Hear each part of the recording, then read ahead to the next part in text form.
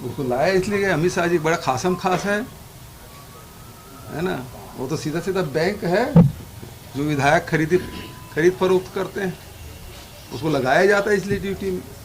इसी से संबंधित एक सवाल है मुख्यमंत्री जी आपसे, बतौर मुखिया ये जो राजनीतिक सूचिता की बात करती है भारतीय जनता पार्टी और इस प्रकार के जो भाषण हो रहे हैं उसे किस रूप में लेते हैं? दूसरी बात, कांग्रेस सरकार को एक वर्ग विशेष को संरक्षण देके यहाँ पे बसाने का आरोप कल भी उन्होंने लगाया और लगातार भारतीय जनता पार्टी के नेता लगा रहे हैं, इसमें सच्चाई कितनी? देखिए, सबसे पहली बात तो ये है कि भारतीय जनता पार्टी के नेता चाहे अमित शाह जी हों चाहे रेणुका सिंह जी हो, लगातार असंसदीय भाषाओं का प्रयोग कर रहे हैं।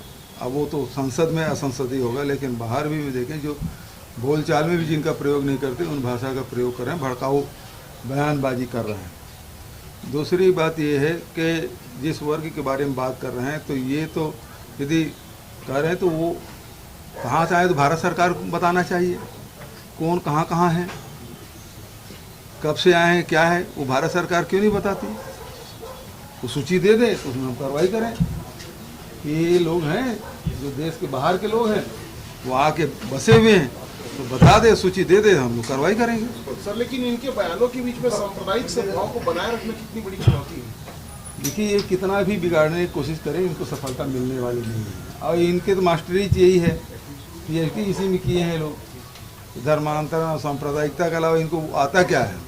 अभी तक मैं तो वही बोल रहा हूँ कि अभी तक हम लोग 3 बड़ी घोषणाएं हमारे नेताओं ने कर दी कि हम जाति जनगणना करेंगे। हमने कहा कि 20 क्विंटल धान हम खरीदेंगे, हम तो विधानसभा में घोषणा कर दी। और 7.5 लाख लोगों को पहली किस्त आवासहीन लोगों के खाते में चला गया। 10 लाख लोगों को और देंगे, मतलब 17.5 लाख आवास बनेंगे। केंद्र सरकार पैसा दे न दे, छत्तीसगढ़ सरकार अपने संसाधन से इन गरीब लोगों को आवास बनाएगी। ये 3 बड़े घोषणा हम लोगों ने कर दिया है। अभी तक ये लोग उल्टा लटकाने और गाली गलौज करने से भड़काने के अलावा अभी तक कुछ बोले नहीं है। लेकिन ये बड़ी चुनौती नहीं रहेगी सर आपके साथ? क्या? ये संप्रदायवाद को लेके जिस प्रकार के भाषण हो रहे हैं, जो 5वां चुनाव है और इसमें जातिगत आधार पे ही सब बातें हो रही हैं। देखिए, आपने देखा होगा कवर्धा के मामले में जब हुआ था खूब हल्ला गुल्ला किया था। उसमें भिलाई चरौदा और रिसाली सबके चुनाव हुए थे, बीरगांव के चुनाव हुए थे। सब में हमको एक तरफा सफलता मिली है। छत्तीसगढ़ की जनता ऐसे इन बातों पे को बिल्कुल पसंद नहीं करती, उसको नकार देती है। पंकज शर्मा को टिकट दिए जाने पर परिवारवाद को बढ़ावा देने का आरोप भाजपा लगाया। लो भला, रमन सिंह जी के भांचा विक्रांत सिंह, वो भी भांजी से बताते हैं। हाँ, पता नहीं भोरा मतलब किसी में आता है तो उसकी भांजी है ना? भांजी तो लो बताओ भला, मतलब एक लाइन से अगल बगल की सीट। वैसे भी मामा भांजा एक साथ यात्रा नहीं करते, अगल बगल में यात्रा कर, दोनों नाव डूबने वाली।